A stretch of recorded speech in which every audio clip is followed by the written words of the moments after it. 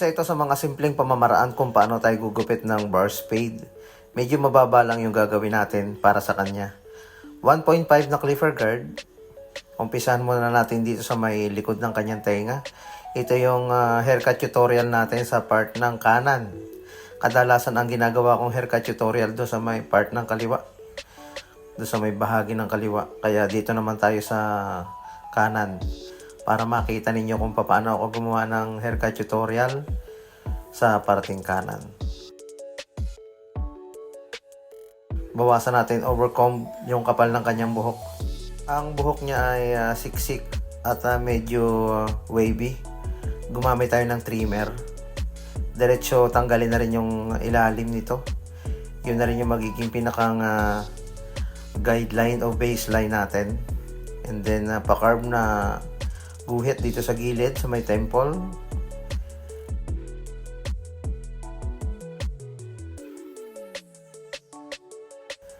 I-bikat na natin sa likod.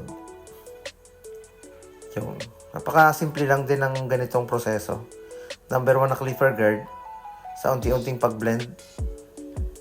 Hindi masyadong mataas yung gagawin nating bar spade sa kanya. Saktuhan lang. Bagay sa texture ng kanyang buhok.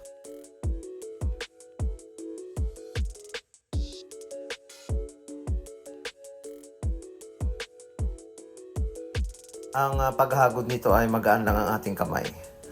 0.5 na clipper guard. Focus tayo dito sa may pinakang baseline, yung tinanggalan natin ng buhok sa ilalim para unti-unti siya mag-blend. Medyo mahirap din yung pag-control kapag mababa yung gupit na ating ginagawa, lalo na sa mga ganitong klase ng gupit. Pero kapag nakuha nyo yung tamang hagod nito, o yung tamang pag-curve, magugustuhan ninyo yung resulta. 0 close or 0 open.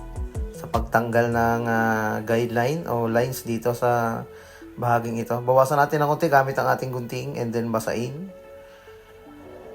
Ito yung mga simpleng gupit. Ayun, umingay ng konti sa labas dahil nagbukas yung makina ng tubig. Ayun. Hindi kuryente kasi yung tubig kaya biglang nag-automatic. Okay na yung resulta ng kanyang gupit. Hindi na pinabawasan ang ibabaw nito.